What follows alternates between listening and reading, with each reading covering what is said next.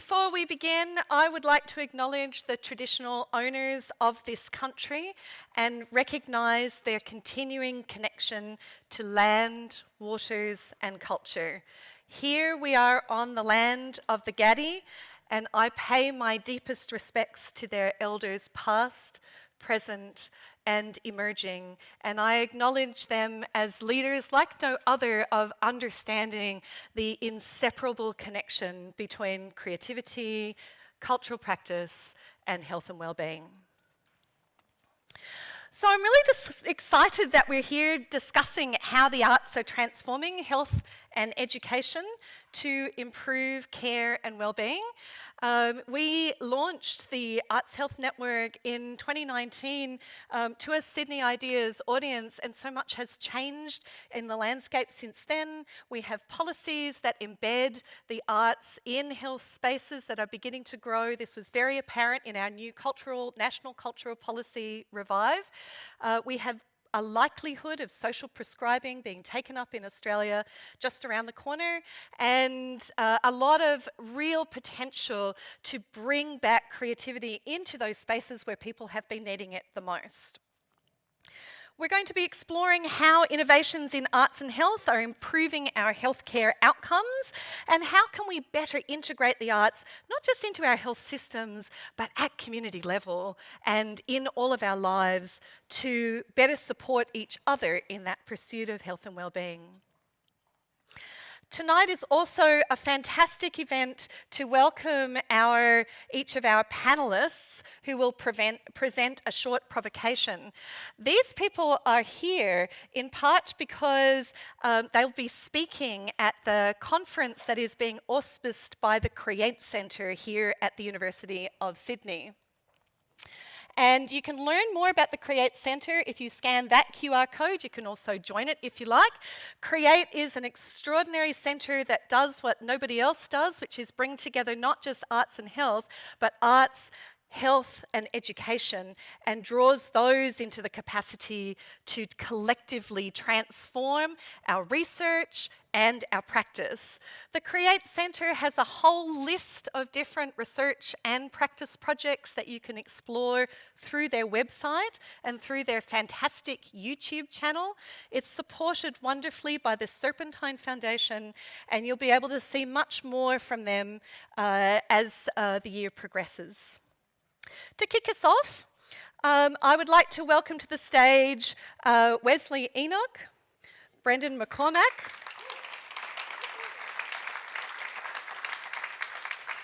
and Selena Tusitala Marsh. You can just call all of them Professor, right? As we were talking about this before.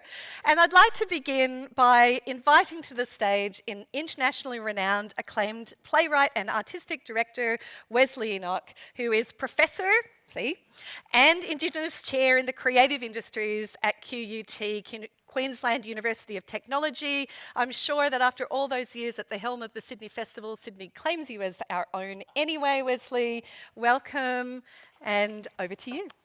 You don't mind? Oh, actually, thank you. Yes, please applause, sit. Applause. I'm going to sit on the edge of my seat, which is always an exciting place to be. So I'm Wesley Enoch, and yes, come and sit down, Claire, if you want to sit down, or you don't have to stand there the whole time. Just to say that I'm a theatre director and writer by trade, and I'm a Quandamooka man, so my Aboriginal side of my family come from Minjidaba, Stradbroke Island, just off the coast of Brisbane, of which when I left Sydney Festival, I went and moved back there. And I've got this wonderful story of connection to place. This house that I'm living in, a group, a family of curlews have actually made their home, and they keep coming back to my house to breed, and the family gets bigger and bigger and louder and louder. And this sense too of it's where my grandfather, who I never met, is buried and never had a tombstone. But we always knew that that's where he was buried because this huge gum tree grew at the head of his grave. And we would always call that tree our grandfather tree, because that tree was literally the DNA of my grandfather, kind of manifesting as this incredible gum tree that then would host numerous animals and birds that would feed off it or bring things to it or take it away. And there's this literal and figurative DNA of my grandfather in that tree.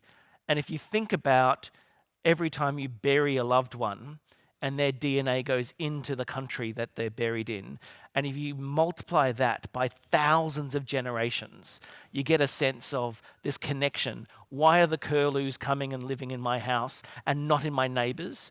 Because there's a DNA sense of connection to place that maybe I'm experiencing, they're experiencing. And this sense of connection to place and storytelling that creates on a cellular level, a sense of calmness and sense of connection. Now, not many people can have that sense of connection and calmness, or a sense of storytelling that goes beyond just the 2 or 3 or 300 generations. This sense of calmness of being in place and the stories that come from it. That's what drives me, is to make sure those stories can be told. And what I'm seeing over and over again is the shrinking of the imagination of our nation. Not so much because we think it's good for us, but because we think it's easier to control. A society that is not imaginative, that is not creative, that is held together in one way. For me, when you would all have experienced this. I know in New South Wales you didn't do much locking down, but and I was in Queensland for a bit of that, so you didn't get locked down so much. If you came from Melbourne, you're miserable anyway, you got more miserable later. Joke for those online. But this sense of saying, we know that we turned to our storytelling. We turned to our art making. We turned to forms of expression to find our own self in the world. We found ways of connecting with each other to make sure that we found our way through it all. We found ways of sitting and taking in other people's stories to put ourselves into perspective, to make sure that we were not isolated. There was a moment when money was not the measure of health or success. The measure became about protection and love of each other, and our own sense of belonging started to play out. We used storytelling and feeding each other. A group of friends and I would we would Zoom all around the country. We would Zoom in and we would send a recipe and we would Zoom in and make that together and sit and eat that meal in different places all around the country, and we got competitive after a while, so who plated up the best and all that stuff. So our own little kind of master chef in a kind of way, because that's the way we could stay connected. What I'm seeing more and more, and I think the national curriculum is part of the issue here too, is that we're trying to make the subjective nature of storytelling and connection objectively measurable. And I'm worried that we're putting square pegs into round holes. We're saying the things that we should value around storytelling, the things that we should value around the action of being creative, being expressive, we now can measure. That participation is no longer the measure. It's now, what can we prove? I was joking before about at QUT, the language has shifted. We're no longer training actors. These people are studying acting. We're no longer going through roughly 30 contact hours a week to train an actor to do voice and movement and writing and things. They're now doing about 8 hours a week of contact because it's actually more affordable. We're creating economic rationalist models from which we can then measure success. And I worry about that for the health and well-being of our nation and the collective creative imagination of our nation. When we talk about boards, boards of management, it's without a doubt, everyone now talks about diversity of board membership. If you are the whole kind of pale, male, stale kind of gathering of middle-aged, middle-class, privately educated men, you realize that you create a very thin base for every idea. Ideas don't get interrogated in the way, because if you are culturally diverse, if there are more than one type of person on a board, the type of interrogation of the idea is more robust, is greater. And I'm going to add to this conversation the idea of we need creative thinkers in that world, not just the bean counters. Our country needs a diverse way of thinking about everything. Where I'm coming from too, I believe that there are foundation disciplines. I think medicine is a foundation discipline, science is a foundation discipline, and that creativity is also a foundation discipline from which we can build a diverse society. And that what we need to do is not use one form of measurement to judge another. We need to bring more concepts of what is the right measure for success in a creative world so that people can grow and be the best they can to make a very imaginative society. And I think that what we're seeing more and more is to say, actually, creativity has to be instrumental rather than intrinsic in terms of its value structures. It actually has to be provable through some form of objective measurement, like where you can tick, you got 85% of something right, as opposed to actually your expression and where you're going in your journey and how you engage in the world is just as popular, but just as important in the world. So these things about, education in particular, I worry that is creating a internal dialogue, internal argument with lots of creative people and saying, actually, you are wrong unless you can prove your worth to us, as opposed to if you express yourself, if you find a way of being in the world where you can tell the story of who you are and where you come from and how that story interacts with someone else, that's actually got value in a society. And that we know $1 billion, $100 billion can be spent in the wink of an eye if a government says they can do it, if they say it's a mass issue that needs to be dealt with. But when it comes to the arts and creativity, we constantly want to control it. And I think where is that sense of free-ranging, sense of belief in the place that you're living in to tell your story? So for me, health and well-being is really about being as creative as you can be, imaginative as you can be, and to make sure that you are using what's right for you to connect with the world around you and others. That's my provocation.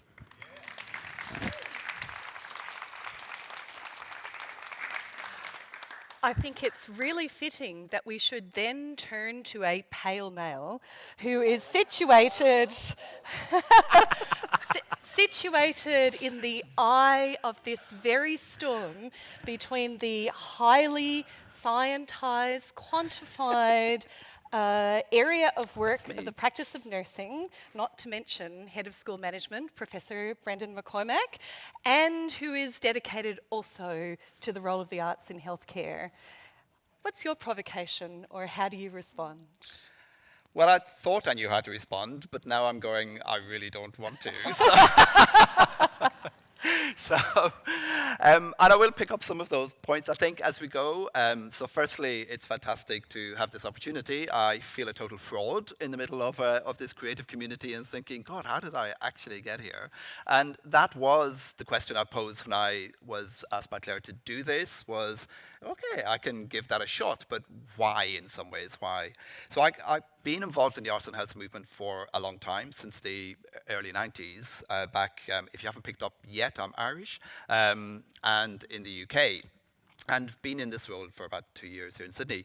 But I was an Irish champion dancer and always had appreciation of what we express through our bodies, and that is knowledge and experience in itself, and we don't need to do anything more with it than see it expressed through our bodies, and that we know through our bodies first before we process it cognitively.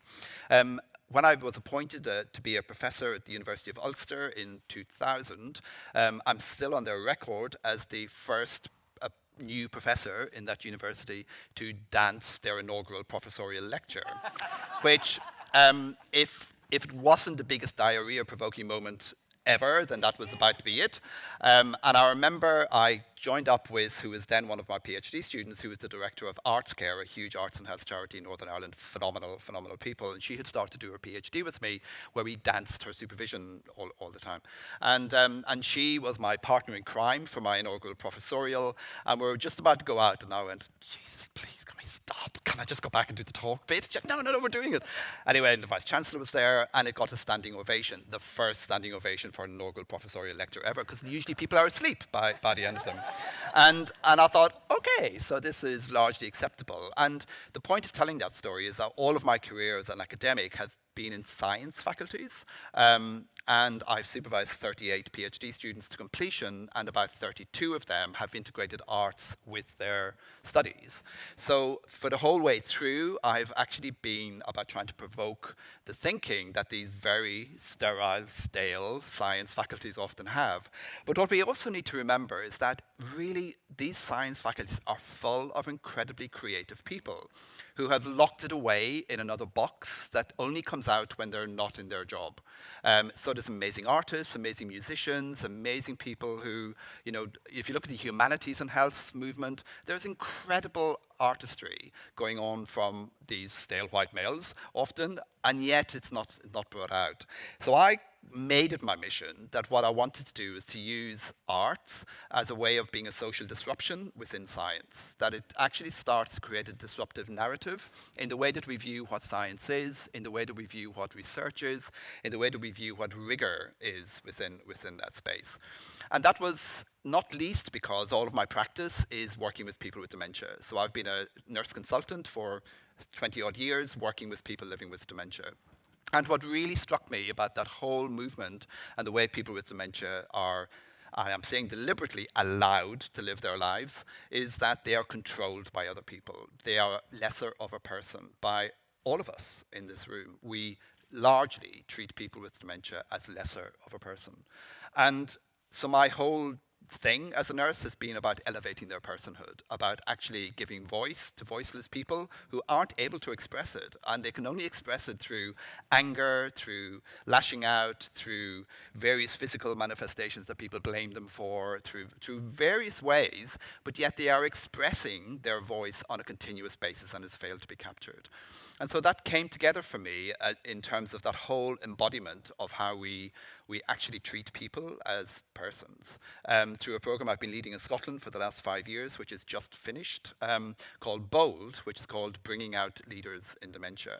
And essentially it's a program of leadership development, so it's a leadership school for people living with dementia, so that they can become leaders in their own communities, of their own lives, of the people who are around them, to actually take back some control of their own destiny. Because actually, as nurses, we fail them terribly. I am embarrassed often by my own profession in relation to the things that we do and what it is that we think is care, when it's as far from care as we could ever possibly imagine. So that whole idea of actually saying we need to develop processes that will give voice back is something that I think we all need to really take a hard look at ourselves in relation to how we do that and what we do to do it. And so the BOLD program is essentially run through the arts. We very quickly recognize that if we're going to talk about democratic processes here, about citizenship, about people having control, then if we just rely on cognitive processes of voice, then we're just being totally contradictory to what we are actually saying this thing is about. And so the arts became our main tools, really, for connecting with people.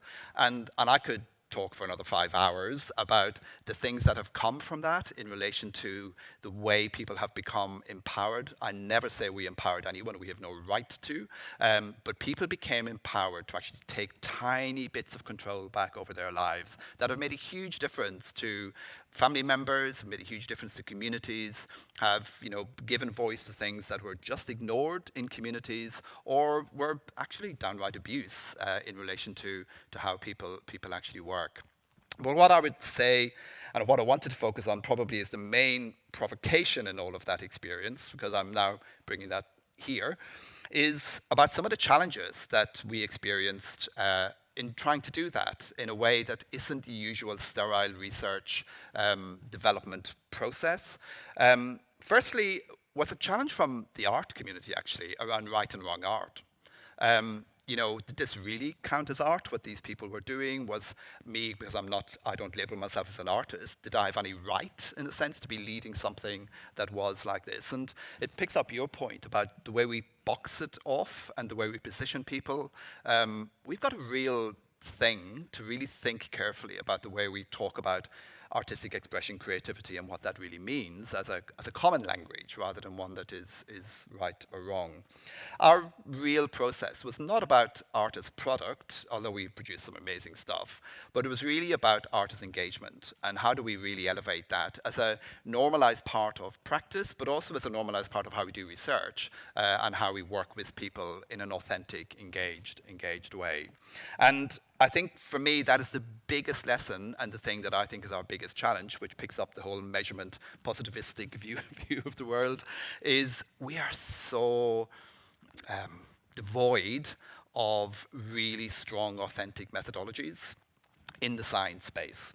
So I was thinking about this yesterday. I was on a funding panel reviewing grants for, I won't say where or how, and I was sitting there almost with my head in my hands thinking, God, I just wish this is just stop. It's like these are getting a lot of dollars to do a lot of big health research and missing the point as far as I'm concerned. Missing the point around engagement, missing the point around wellness, missing the point around bigger picture than we have just discovered that tiny little piece, and really missing the point about how this transfers into meaningful working community. But yet we are pumping millions and millions of dollars into that kind of research that keeps on telling us the same thing. And when you try to do something that's more authentic, it really doesn't get funding from those mainstream panels. But in part, I think we have a problem with the methodologies and how we evaluate this work in a way that is authentic and that is part of the whole process itself.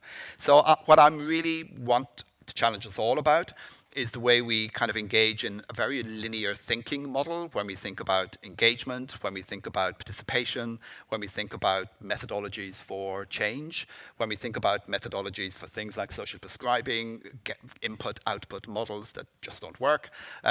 But we need to really actively, as a community, work to create methodologies that are far more authentic and embedded.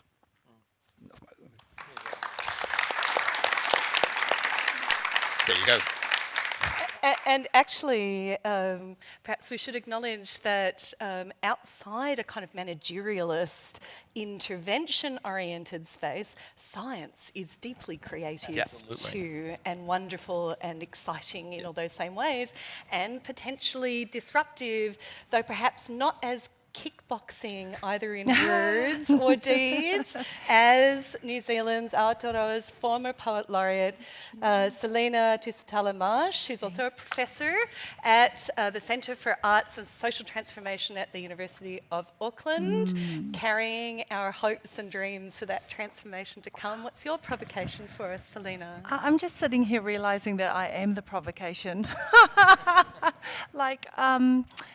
First of all, talo falava, buluvanaka, malo lele, kia orana, whakalowalahi atu, namaste. My respects paid to the people of this land, the bloodlines running deep into the landlines that connect to our spoken lines, our written lines, and our drawn lines.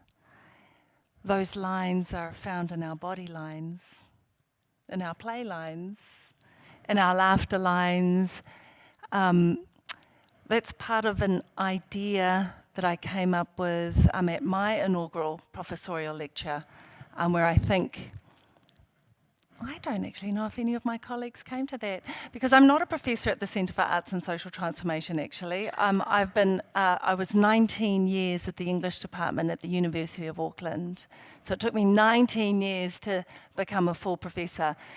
The co-director of the Centre for Arts and Social Transformation, the amazing Professor Peter O'Connor, took about 5 years to get full professorhood. So I've become his co-director, co-pilot, and I often introduce myself as the brown girl woke version of Professor O'Connor whenever I talk about the amazing magical stuff at CAST. But actually, as young, as female, as brown, I have been the provocation in the English department. And it was a place where I fell in love with story and storytelling. It was a place where I stumbled upon my own legacy as a Tusitala, or storyteller. That's my grandfather's name. My grandfather came from Tuvalu, and around the time that Robert Louis Stevenson, the great Scottish canonical author, was voyaging in the then Gilbert and Ellice Islands, the people there, as people with the spoken line, "I want to do," captured history in the naming of people, places, and spaces. And so there's a whole generation of Tusitala, my grandfather's age. And they called Robert Louis Stevenson Tusitala, gave him that title to honour his renowned works, but also to honour his support for Samoan independence from a New Zealand colonial administration, such that Stevenson was almost placed under house arrest and deported. Stevenson's support for Samoans ran deep in his bloodlines because he spoke Samoan and he wrote in Samoan, and that gave him access to us, our people. So here I am in the English department. My professor was Mawalai Vau Albert Wendt, often hailed as the forefather of Pacific literature. And he said, "You need to pick up your mantle because I'm leaving." And he'd held a space in that English department for about 25 years. So I followed in his footsteps, and I teach Pacific literature, post-colonial literature, and now creative writing. But I'd always felt so alone and disillusioned because I thought I was at the heart of storytelling, but realized over the years it was this kind of story and this kind of telling and these kind of Eurocentric critical frameworks and this kind of reward for this kind of work. So poetry saved my life, and I know many poets from around the world have often said this. And I only realized this in 1996. I'm in a plane to Honolulu at the first Pacific Literature Conference run by predominantly Pacific academics and writers and artists, and it was called Inside Out. And I'm feeling fraudulent. I'm on that plane. First time I'd ever presented research. I was only a year into my PhD, and I was going, who the hell do I think I am? Going to share my research in front of these first wave Pacific writers and thinkers. And Granddad came to me.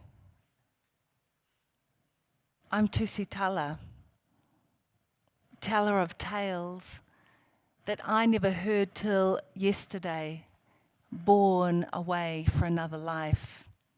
Today, the tale I tell is theirs and yours, a way of seeking some more of Sa more, of my sacred center. Today, the tale I tell will book its way through tongued histories, sanctioned mysteries, spaces of silence, timeless lives. Tala Tusi, tell the book, word the spirit of brown, in theory, in creativity, we make our sound renown.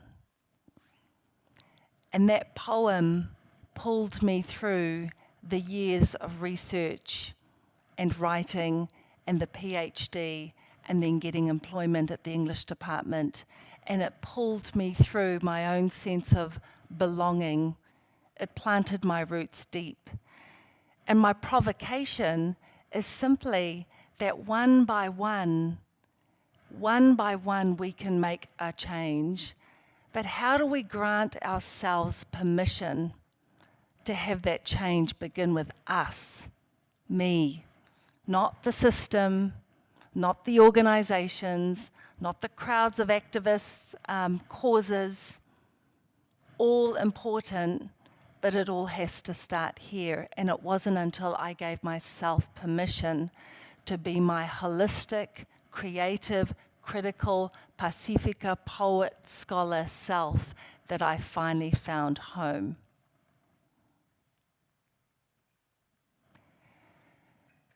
That's how, oh, thank you.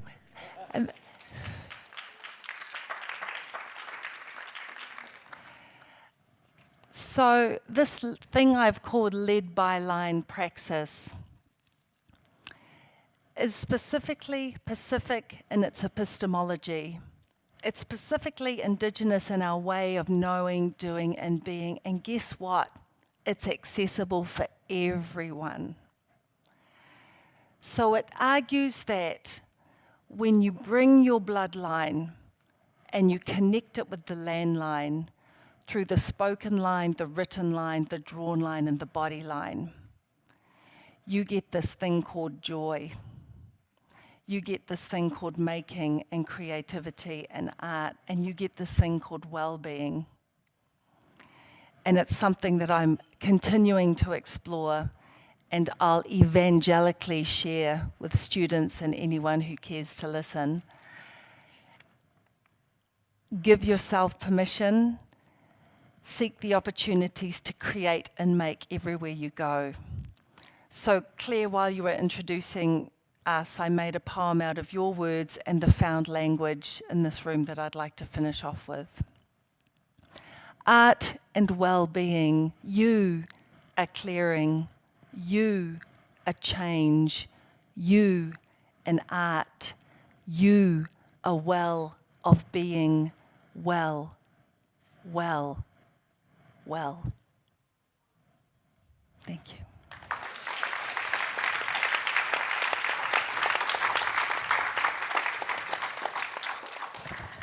Thank you, Selena, for bringing us a little enchantment and the joy right into this room.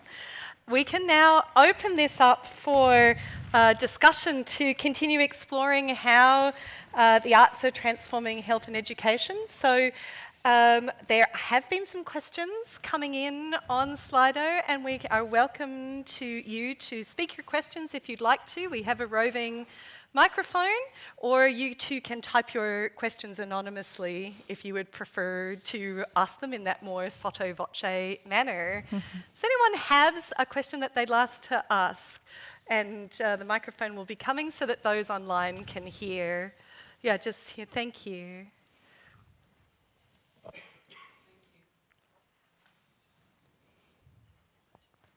Hello, thank you. Question for Brendan. You say you're about to embrace social prescribing here in Australia. So firstly, I pray you don't make the mistakes we made in England. We made social prescribing a prescription and made it a sessional delivery instead of a creative transformation. So I pray you learn from our mistakes. But secondly, a thought research methodologies that might bridge the arts and health. There are two research methodologies we've employed that might be of use. One is participatory action research, which is ground up, employs a steering community of people with lived experience, health educators and artists, is led by a question and enables the research to pursue an iterative, yeah, you're nodding, but it's great because I've just been part of a large welcome research project where people spent millions on randomized control trials analyzing blood count and blood sugar, and you lose the whole picture. And our research cost a fraction of theirs, but led to groundswell changes. And the second one is phenomenology, and looking at Javi Carell's work and the way that the lived experience of illness finds the narratives of lived experience of illness find a place to challenge the epistemic injustice of medicine. I think, Brendan, that you're no stranger to these lines of thinking. And for those of you in the audience, maybe you'd like to talk generally about how do these methodologies take us some way along the provocation that you invited us to say, where are the new methodologies where we want to find them? So thank you for that, and you are totally speaking my language. So I didn't say, but my own PhD was hermeneutic phenomenology, and I'm an action researcher. So that's all I know, frankly, is the bringing together of those things, but using creative methods and different evaluation tools in that space, but really bringing them together. So I 100% agree with you that these more participatory methodologies are some of the route to dealing with this kind of dissonance that I think exists between arts and science. However, I would possibly like to challenge the view that they always are integrated and authentic. I've seen plenty of participatory action research that falls short of those ideals of going with the question that the community has and working with it. I've seen lots of what would be more technical action research disguised as participatory action research, where it's the researchers very much own the direction or very much driving it, and that effort that's needed to really be embedded just doesn't take place. So whilst I totally agree that these methodologies are where we should be looking, I think we also have to be really careful about how we present them and how we position them and how we enact them.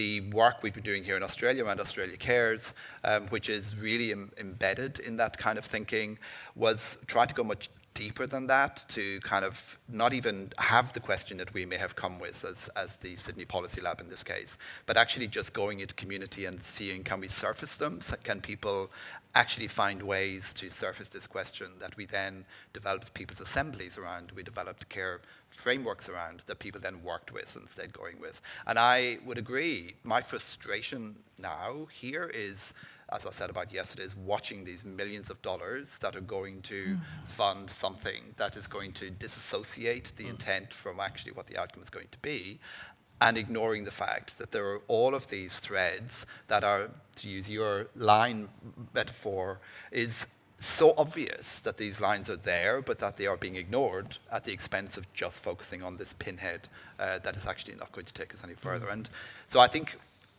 we need to go that way, but we also need to really think carefully and deeply about the way we enact them as methodologies. And maybe one of the aspects of that is who is even engaging with them. So we just had actually a very simple question among those online, but I think it's one that people often ask. And I'm going to ask two questions from online together because I think they come together. The first one is, how can individuals improve the health and well-being of themselves and those around them with the arts? And the second person said, well, how do you overcome the fear of the arts that people have in Western society? Because you can't get past that, I'm not a good singer or dancer, I can't paint kind of moment. So, Wesley, would you like to take that on? Because I mean, I think it goes back to, I think, Brendan's point as well. Well, we've all made it in different ways, that we separate arts and cultural expression from lived experience, from our lives, and we think that it's a specialist experience that someone else does. But don't get me wrong, we can all run, but we love watching someone run fast. We may not run that fast, we may not have that training, but we do have the experience, we can do it. And how a lot of Western societies train you out of your arts and cultural expression, and creates, I think, a form of illness in a society, that there are people that you are outsourcing your expression to. They are the people who are expressing the cultural values, the things on your behalf, as opposed to you owning them. So for me, I think it's the advice really is saying, actually, we always love people who are experts in a field. We always love people who can run fast.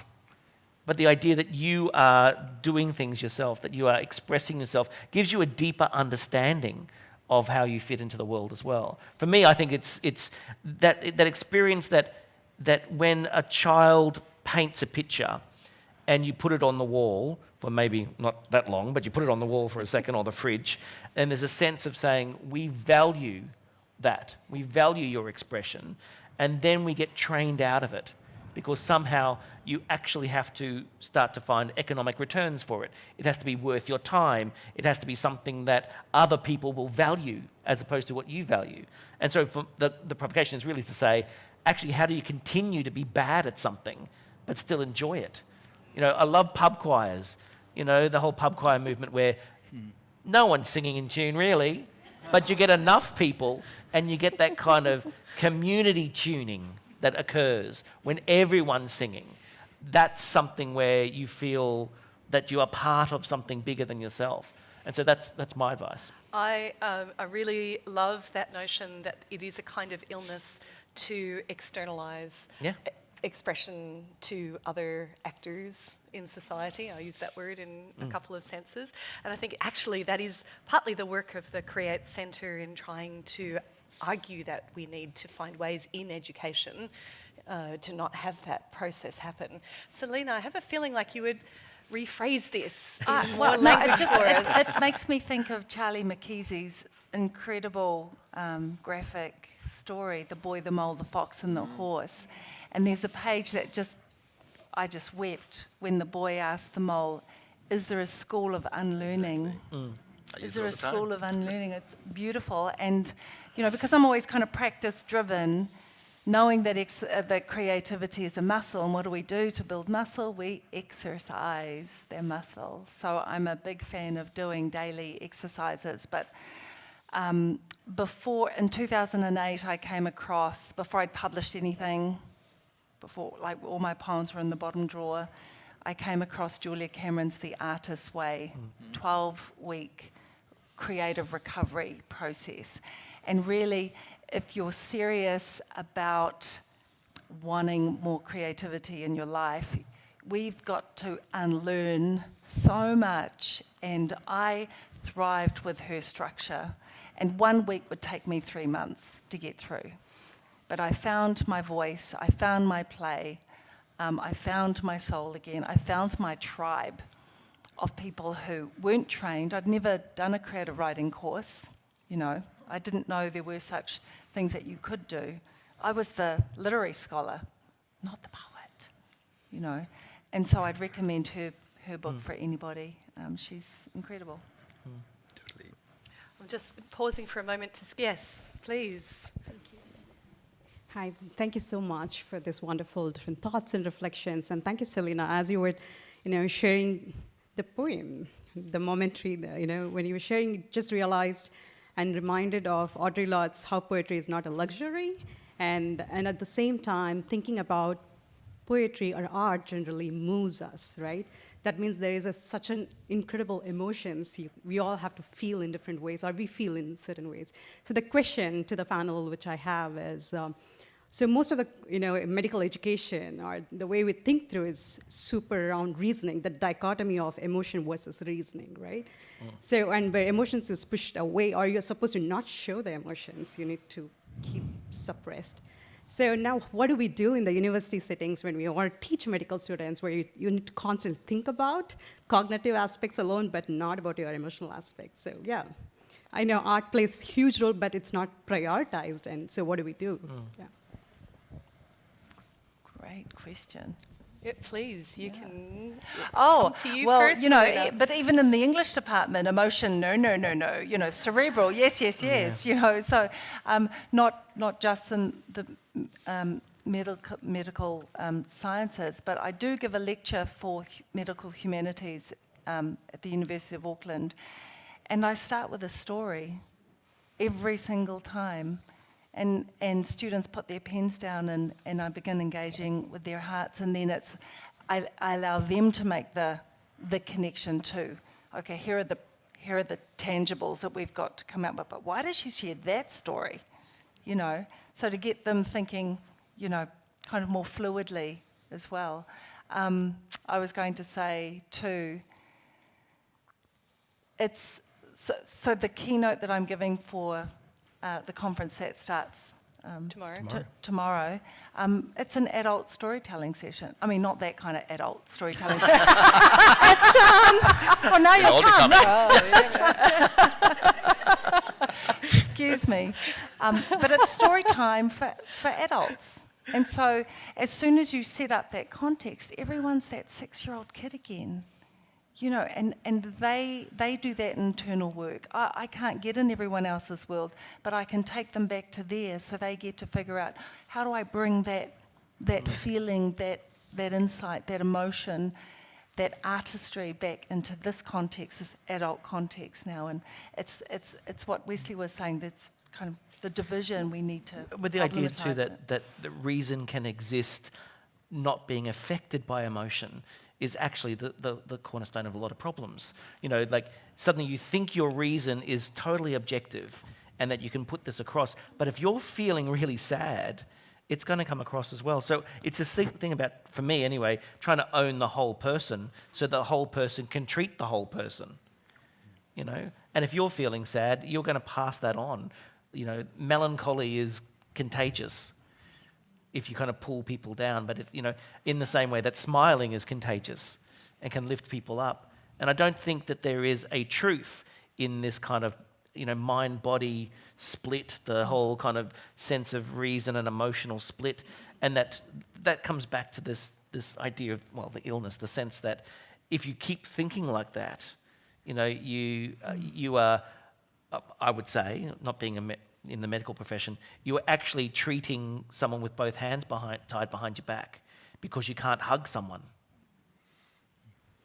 What happens with the caring profession, Brendan? Yes, well, you know, the whole AI thing raises really interesting issues about hugging people, and there's some quite bizarre things happening in that space that I think has got profound implications for the way we go forward. But I wanted to make a couple of comments about it because, and the first one, I'm going to sound like a university bureaucrat now, which is totally unusual. But one of the things we have problems with, and it's a much bigger agenda than most of us in this room or people in the role like I have currently, which is around the regulatory bodies. Our curricula are stuffed full of stuff that our regulatory bodies require us. So all of the health professions are the same. There is no difference among any of us. The actual space for any creative thinking to do something is really, really small. And we're going through this process at the moment in nursing, and some of my colleagues are here. And, you know, the fights, I mean that metaphorically, not actual, but, you know, interesting arguments and workshops about, you know, losing a unit of study in a particular technical aspect of care to bring in something that might be a bit more creative and free thinking is enormous, because everyone goes, the regulator will never allow us to do that, and it's this constant, it's a real issue. And of course, I play fast and loose with that, in that I think, oh, well, stuff the regulator, we can do so much. But I see it always as background, whereas for most of my colleagues, the regulatory model is foreground a lot of the time. So there is an issue around how that happens, and it needs some big thinking in this country about how that happens. The second thing I wanted to say is, in the early 90s in the UK, I was part of a movement. We just set ourselves up as a movement, and we called ourselves Swallows to Other Continents. And we were groups of academics, clinicians, researchers from health, social care, research, education.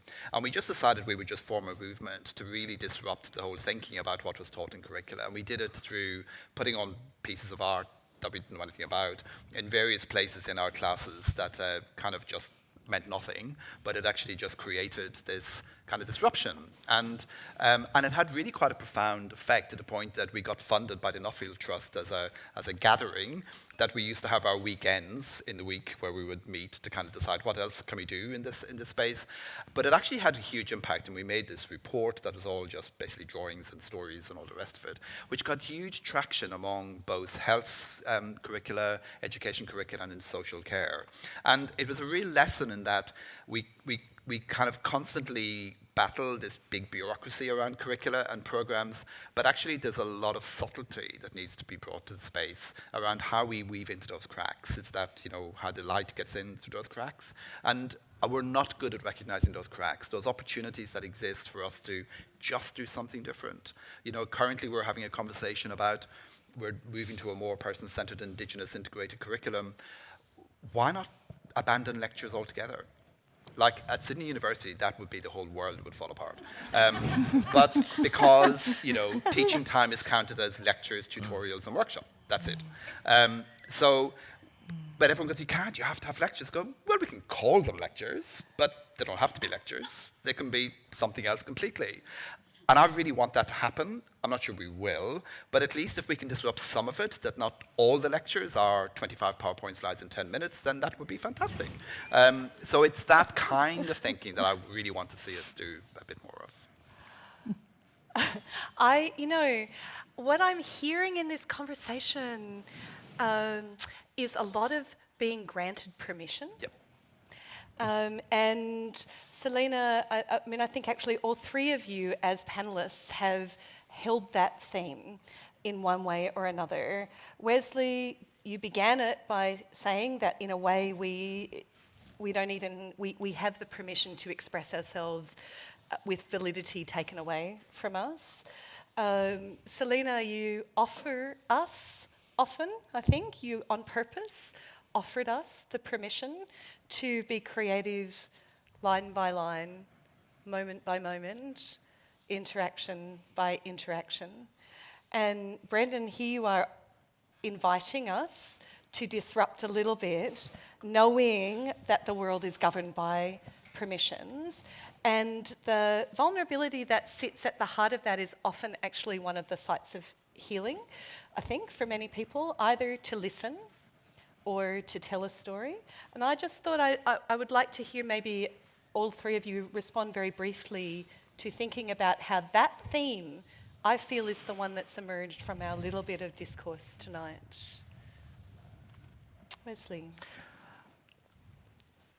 To add to that, the idea that who is the authority telling you can or can't be? You know, that in a First Nations experience, you know, literally this last weekend I've been with a group of mostly Aboriginal dancers in Adelaide, and they kept saying, "Oh, Wesley, can we do this?" And I said, "Why are you casting me as the mission manager? Why are you asking me, you know, if we believe in the whole idea of your own internal sovereignty and all those kind of ideas, why is it that you ask permission?" And I think that if you know, socially, if you take away people's agency, if you take away the right to fail, the right to express yourself, then you constantly are placed in the mendicant position of saying, "Please, can you give me something that gives me meaning?" And this idea of permission is fantastic. And what Brendan said too about people who are living with dementia, who are often controlled. What is it if you actually go with... I remember I've got a friend who's living with a dementia, and this notion, I read this article which said, actually, if they're in a different world, be there with them. You know, don't try to correct them. Absolutely. Don't try to, you know, things like this. That it's just, if they're there, ask them about the world. Don't tell them that they are they don't have permission to have their experience. And that was a big eye-opener for me. This notion of you can actually give permission, if you like, by actually not judging others along the way. And I love that idea that how do you kind of be your own mission manager? It's not the right term, but how do you awaken that sense of permission within yourself? Because often I think, I mean, working in a university, I don't know how anyone does it. Could you come and make art with us? Yeah. We're suffering here. But the idea that there's the kind of gatekeeping out of fear that just in case someone says no. Oh no, we can't do that just in case. Instead of actually saying, well, do it, and who knows what will come from it. Where is the act of curiosity? And that permission is not just a sense of giving yourself permission, but saying, remain curious about what's on offer and what's possible. Brendan, briefly, because time grows short already. Yes. That being your own mission manager, that only works if you're in a community in a way, Isn't that right? It is, and I think, you know, that's probably one of the things I find hardest being here in this role is around trying to make those, what became normalized practices for me in my previous roles, normal in this kind of institution. And universities are all different in that way. In my previous role as a head of School of Nursing and Paramedic Science, we also had arts and health programs in there. We became known as the Glitter School, which was fantastic. And I thought, yes, we've done it. Because anyone could come to our part of the building, and they just found all of these boxes full of creative materials. And they would say, like, the dean would say, what are they? And I would go, there are tools for doing our work. And she would go, but it's like glitter and glue and stuff. I'd go, yep, that's what we do when we're with each other. That's what we do when we're with students. You just take a box into that room and you just open it. And that's how we taught. That's how we worked together. That's how we did our meetings. That's how it just became a normalized thing with all the fears and all of the things that everybody else was involved in. And the fact that they, you know, were being quite derogatory about saying, well, that's the glitter school, was actually fantastic because it meant that it was noticed. It meant that it became normal within that space, and it was no longer having to kind of ask permission to do that. I think that's a bigger struggle here, but it's not one I've given up on at all, and one that is slowly happening. And I think it is about context and how we do it. I'm only ever coming to your meetings after this, Brendan. And, We haven't got there yet. And can I just say that the first question on the Slido, which has been upvoted, says, can you demonstrate your talk, Brendan, through dance? It was the most popular, and we'll definitely be doing that next time.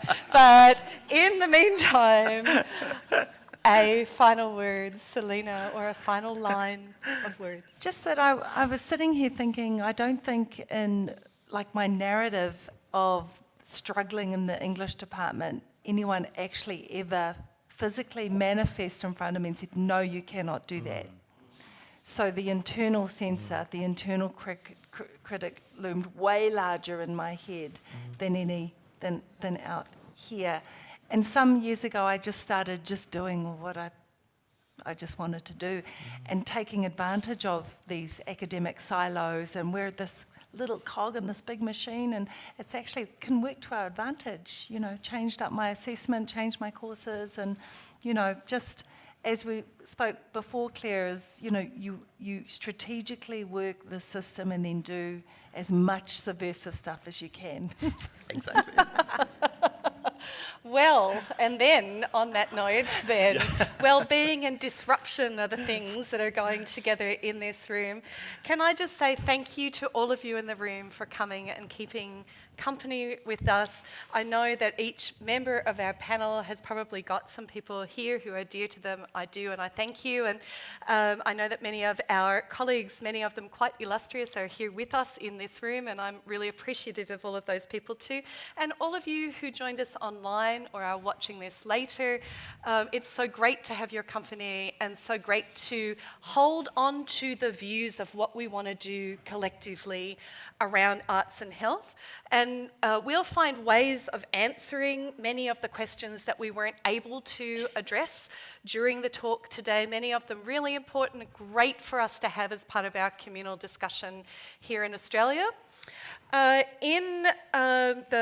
those of you who are in the room, if you follow some of us, so Thomas will wave his hand because he's like the Pied Piper over there, other members of Create. There are going to be some drinks and a few hors d'oeuvres and nibbles afterwards, but they're in another building. So they're in that building over there, the glamorous Susan Wakil building. So just follow the trail of people and we will lead you towards them at the end. And there we can continue the conversation for those of you who'd like to have part of that chat and continue to have the discussion.